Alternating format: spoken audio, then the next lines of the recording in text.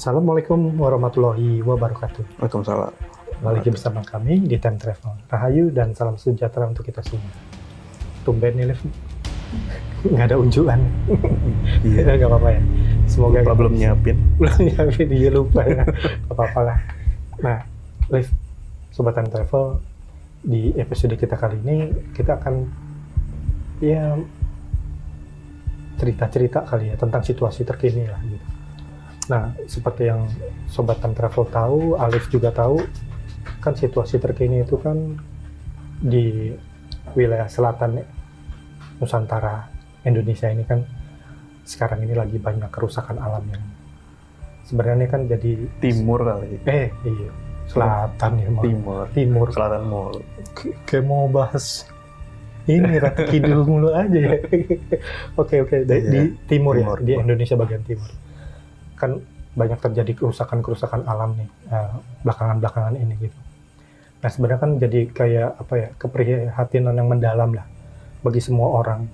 Dulu aja kalau kita ingat ada kapal pesiar dari luar negeri aja masuk ke sana, kita tuh rasa geramnya luar biasa. Nah, apalagi sekarang ini datang dari orang kita sendiri gitu ya. Nah, yang jadi apa ya, yang jadi rasa penasaran aku lah, kan pasti tetap kalau di alam nyatanya kan kita ngeliat begitu ya, Liv. Sebenarnya apa sih yang terlihat di apa ya, di alam spirit gitu? Apakah Alif ada gambar-gambaran yang diberikan dari para leluhur? Karena kan di sana kan juga banyak bersemayam para leluhur suci ya di masa lalu. Ada nggak cerita dari sana? Oke. Bismillahirrahmanirrahim.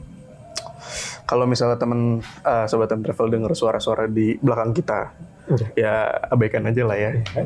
Karena kan masih banyak yang beraktivitas. Betul. Itu kan. Kemarin kan habis libur lumayan lama, 2 hari. Banyak berita nih yang lagi up to date di sosmed, terutama kalau tanah kita yang ada di timur, negeri yang ada di timur, itu lagi mengalami banyak kerusakan yang baru ketahuan, yang baru ke-up. Sejujurnya saya awalnya nggak tahu sebenarnya itu berita apa sih gitu kan, seminggu yang lalu kalau nggak salah. Terus habis itu lihat beberapa postingan teman di Instagram,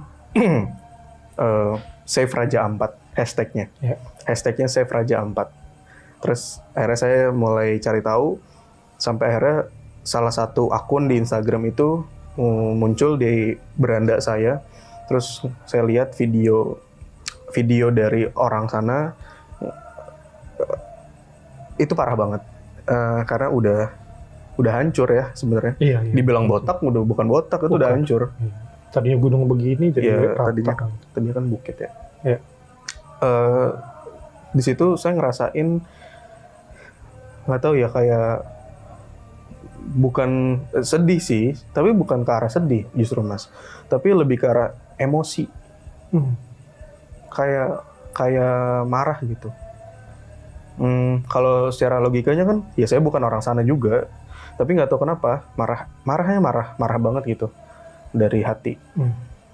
Tapi ya udahlah, namanya juga tinggal di Jakarta, nggak bisa ngapa-ngapain juga. Betul. Terus waktu berlalu, beberapa hari kemudian saya ngelihat gambaran wilayah timur terus. Mungkin karena abis ngelihat berita itu kali, tapi ini hal yang berbeda Mas. Terus aja itu nyala, kayak diputerin terus tuh gambar itu.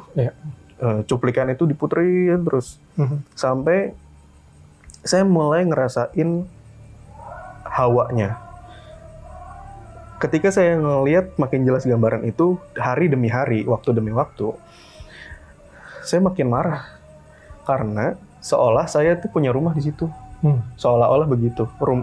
Kayak saya punya rumah, terus rumah itu diusik sama orang lain. Loh, saya kan nggak ngapa-ngapain, kok diusik-usik, bahkan sampai dihancurin. Terus sembari saya ngerasain itu, saya ngerasain juga ada kayak gelombang perasaan, hawa, atau energi, atau apalah istilahnya, dari arah yang lain, dan itu hawa amarah emosional bercampur aduk. Terus saya coba ikutin dari hawa itu arahnya kemana. Arahnya ternyata ke wilayah, satu ke wilayah yang lebih timur, kedua ke wilayah yang agak ke barat, sama sedikit ke selatan. Sedikit, saya nggak tahu itu arah apa berarti. Barat laut apa itulah, pokoknya ke barat, agak ke sini lagi. Jadi ada beberapa titik saya ngerasain itu. Seolah-olah ada orang kayak lagi ngeliatin dari jarak yang sangat jauh, di beberapa titik itu nyorotin ke sini, ke tempat yang lagi terekspos itu. Tempat yang sangat indah. Kita lagi bicarain Raja Ampat, kalau dari tadi ada yang belum ngeh. Kita lagi bicarain Raja Ampat. Itu. Orang bilang Raja Ampat surga, sekeping surga yang jatuh ke timur, ya kan? Indah banget di sana, sangat indah. Walaupun saya belum pernah secara di jam, maaf salah. Walaupun saya belum pernah ke sana, tapi kalau ngeliat videonya tuh kayak pengen ke sana, tapi belum ada kesempatan. Indah sekali. Ketika ngeliat ada kerusakan itu, wajar dong, marah sekali. Apalagi para leluhur yang ada di wilayah timur. Kita pernah bahas episode tentang Papua. Kita pernah bahas episode Laut Banda. Kita cerita, di sana ada leluhur. Dan sangat terjaga kesakralannya. Maka, tanah Papua, negeri Papua, seyogyanya itu jarang untuk bisa terjamah manusia, kecuali di titik-titik tertentu aja. Selebihnya kesakralannya sangat terjaga. Kenapa? Kenapa? Karena ada leluhur yang energinya sangat mencorong, dan itu wilayah yang berbeda daripada wilayah Nusantara di wilayah tengah dan ke baratnya. Nah, sebelum lebih jauh ke sana, mungkin sedikit saya mau cerita flashback. Dulu di episode Papua, kita pernah angkat cerita tentang kisah masa lampau sekali, bahwa ada sebuah cerita besar, cerita yang akhirnya menyatukan kawasan-kawasan itu di zaman sekarang. Ceritanya, kalau dalam wayang zaman kunonya, ada dua bangsa besar di masa lampau sekali, di mana yang satu itu bangsa burung, yang satu lagi bangsa naga. Ada sebuah pertempuran. Dalam tradisi orang-orang di timur, dikisahkan dalam kitab kunonya atau tradisi budayanya, itu ibaratnya pertempuran itu ibarat satu orang lawan 1000. Iya, betul. Nah, satunya adalah dari pihak Wangsa burung, 1000-nya dari pihak Wangsa naga. Dalam kisah wayang kunonya seperti itu. Tapi kita cerita waktu itu bahwa mereka semua adalah energi alam, dan energi alam itu punya manifestasi.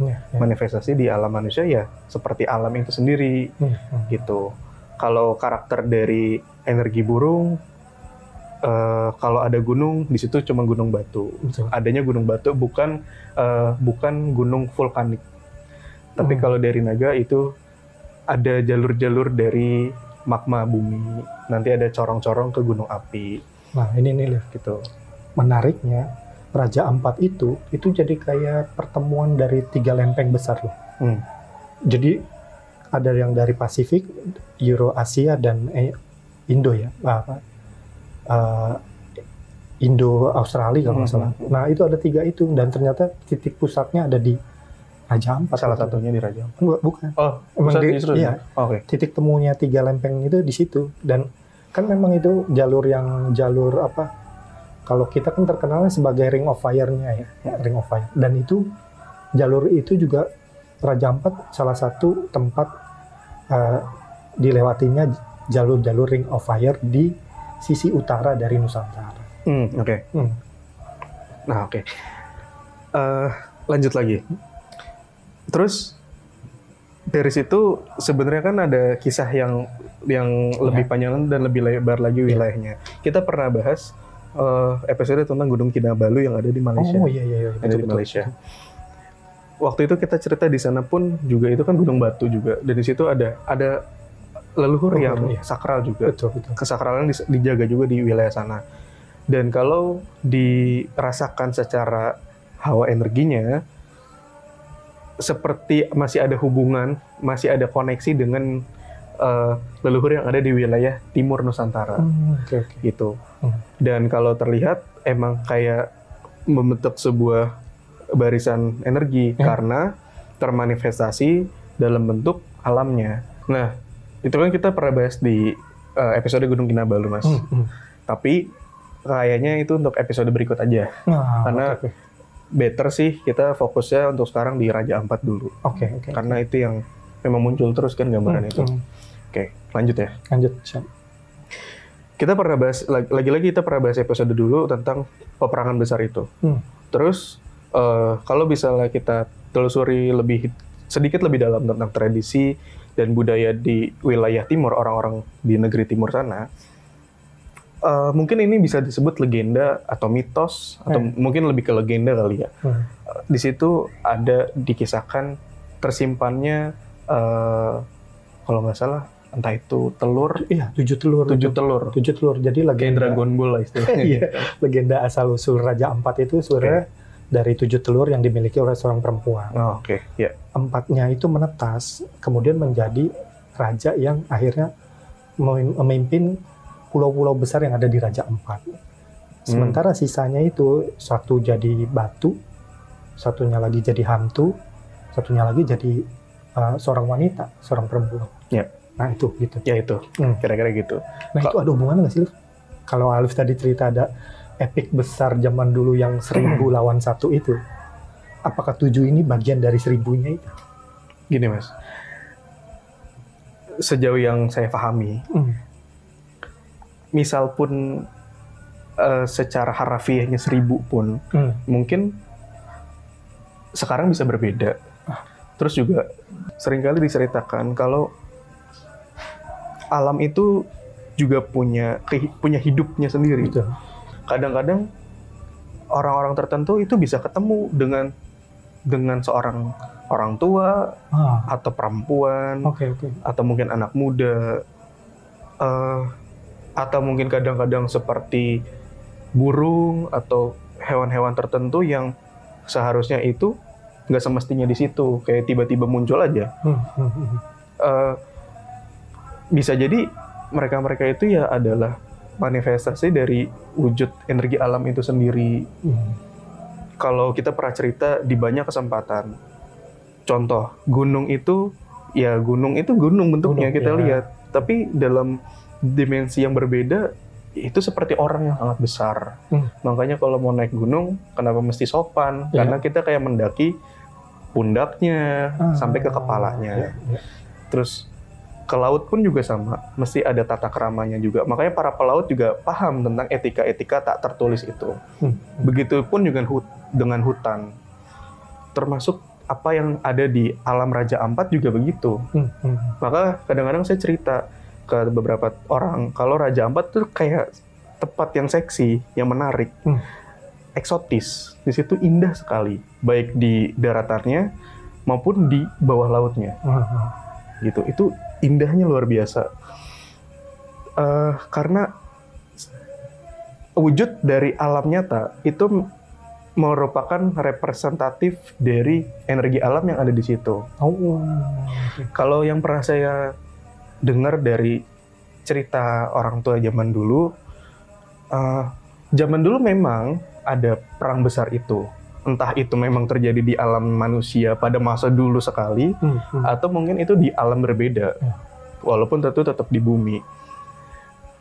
Nah, tapi kan ternyata itu zaman dulu. Zaman sekarang itu udah berbeda lah ya kondisinya. Ya, yang pernah saya dengar bahwa zaman sekarang itu udah baik-baik aja, udah nggak ada konflik kayak zaman dulu banget. Nah, bisa jadi ketika masa-masa itu udah nggak ada konflik, terus ibaratnya terlahirlah energi yang baru, seperti energi yang adem ayem. Mungkin representatif dari energi yang adem ayem itu ya salah satu Raja Ampat. Iya, indah banget. Karena kalau yang terlihat di situ juga ada tokohnya, Mas. Ada energi besarnya juga. Dan karakternya halus, ya santai, adem. Kalau dilihat pun indah. Jadi wajar ketika alamnya kita lihat secara nyata, oh ternyata indah. Indah beneran. Karena memang manifestasi energinya di sana, tokohnya juga seperti itu, mencitrakan seperti itu. Nah, terus balik lagi ke zaman sekarang. Itu indah di zaman kemarin, sebelum ada yang merusak. Iya. Ketika udah dirusak oleh oknum-oknum, kalau saya dikasih lihat pun, beliau yang ada di situ ya tetap terusik, tapi nggak segitu marahnya. Ya terusik aja, wajar terusik. Justru yang saya ngerasain emosinya itu bukan dari situ, tapi dari wilayah yang tadi yang di awal saya cerita. Dan itu seakan-akan kayak gelombangnya nyata, Mas. Kayak gimana sih rasanya? Mungkin yang marah itu entah orang tuanya, entah kakek-kakeknya, eyang-eyangnya, ngelihat anak atau cucunya itu diresein sama orang lain, ya wajar marah, gitu kan. Betul. Dan itu saya ngerasain betul, emosional itu meluap-luap. Tapi mau bertindak pun belum bisa rasanya gitu. Saya nggak tahu, entah karena apa ya, saya nggak tahu. Apa mungkin nunggu momen atau apa, saya nggak ngerti. Cuma rasanya gitu aja. Nah, sebenarnya gimana melihat ini kan, jadi oknumnya jadi merasa bahwa mereka udah merusak, tapi ya nggak apa-apa tuh ternyata gitu. Ini sebenarnya sih ada nggak sih konsekuensinya kayak gitu? Kalau gini, ya kita di Indonesia udah tahu lah apa yang kita istilah-istilah, contohnya apa yang kita tanam itu yang kita tuai. Siapa yang menabur angin, dia yang menuai badai, gitu kan. Maksudnya kalau misalnya ada oknum itu merusak lingkungan dan alam, ya pasti alam juga akan marah. Karena kan lagi-lagi alam itu kan energi, hidup, ada manifestasinya. Dan mereka juga berdoa kepada Tuhan. Masa nggak minta keadilan? Pasti akan ada. Tapi kan kita nggak tahu apa yang nanti akan terjadi. Gitu. Apalagi bicara tentang Raja Ampat. Kalau dengar dari cerita orang tua zaman dulu, menurut beliau, dari leluhur yang ada di sana, bahwa nanti akan ada masa di mana perubahan itu terjadi secara tak terduga dan seketika. Karena menurut apa yang beliau sampaikan, karena semua energi alam itu ibaratnya udah nahan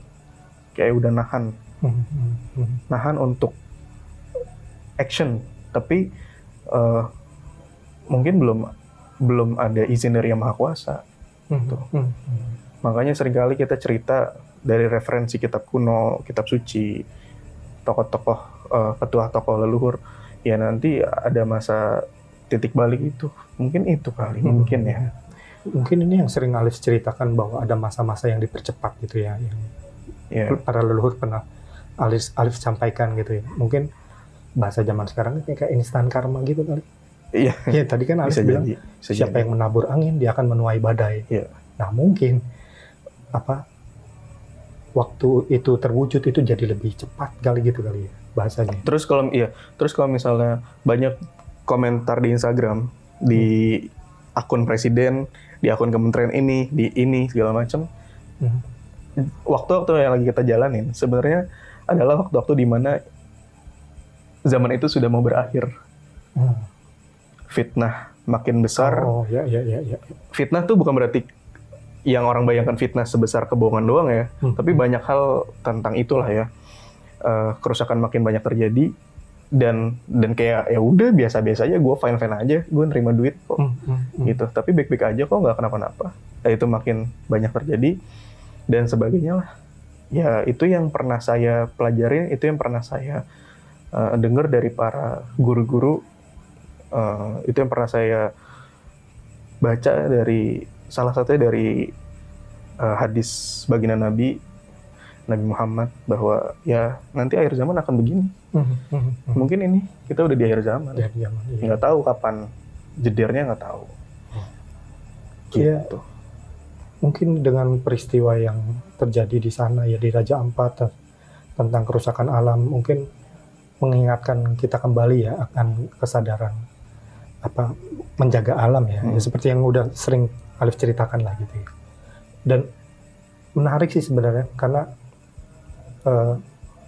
Raja Ampat, terus kemudian Papua, terus daerah-daerah sekeliling itu kan mungkin jadi satu cerita yang menarik di masa lalu, dan juga mungkin menarik di masa sekarang karena berkaitan dengan lingkungan juga. Itu kan Ring of Fire yang ada di sisi utara dari Nusantara ya. Mungkin akan ada cerita-cerita lainnya di episode kita lain kali gitu ya. Alif, ada lagi nggak yang mau disampaikan? Banyak sih Mas. Banyak ya. Tapi udahlah. Sementara ini dulu ya. Mungkin di episode yang lain kita bisa perbesar lingkup ceritanya jadi kayak satu kawasan kali ya, kawasan yang besar, Ring of Fire yang ada di sisi utara. Oke Sobat Time Travel, tetap like, share, komen, subscribe untuk selalu terhubung dengan video yang terbaru. Sampai kita bertemu di penelusuran selanjutnya. Wassalamualaikum warahmatullahi wabarakatuh.